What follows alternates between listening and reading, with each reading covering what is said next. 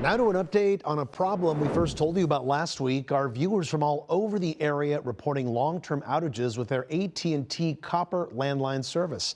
Assignment editor Mike Rogers at the desk. Mike, after you did this story last week, you were flooded with texts from people in the very same boat. A very same boat, Juan. Every time we do this story, our text the desk line gets pretty inundated with people saying, oh my gosh, I'm going through the same problem. Last week, we told you about a woman who has not had her landline for several months before it was finally resolved, and then a cardiac surgeon who needs his landline to get emergency calls for the hospital.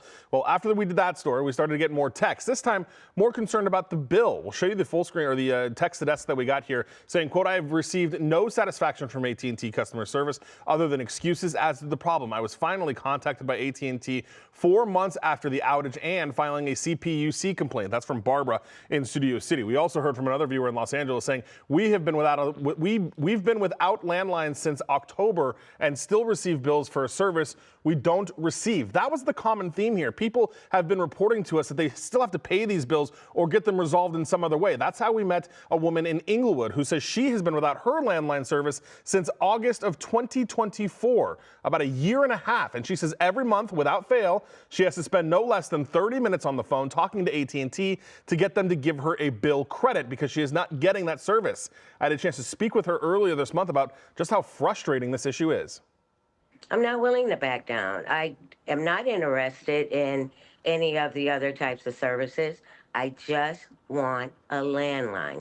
If you could say anything to the people that run AT&T, the executives of it about this, what would it be? You should be ashamed of yourself. Absolutely ashamed of yourself. The business model, the business practice, everything that you supposedly stand for is at issue right now. There's absolutely nothing that you've attempted to do, tried to do, promised to do. Promises have come and gone.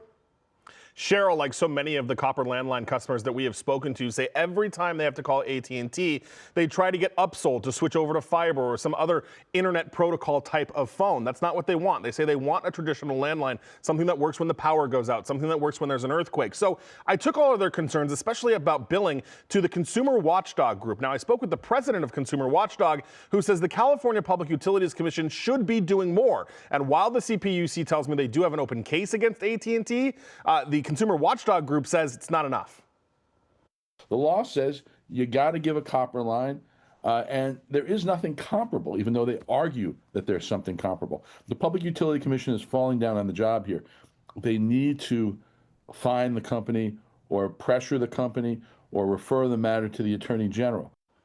AT&T has repeatedly blamed the issue on copper theft, and for the first time, we finally got them to respond to the allegations about the lengthy repair times. They said in a quote, repair times can vary greatly between incidences depending on various factors like the type and size of stolen copper, how much was removed, and the location where it was removed. Additionally, since the equipment was used in copper networks is harder to source, it is difficult to repair or replace the parts in a timely manner when the copper cables are stolen. AT&T goes on to say they're offering $20,000 rewards for anybody with information leading to an arrest in the theft of their copper services. Still, this response has not been satisfactory at all to a number of the people that we have spoken to. The CPUC, in fact, says in 2017 they passed a general order that would require at least 90% of the time that AT&T fixes these problems within 24 hours.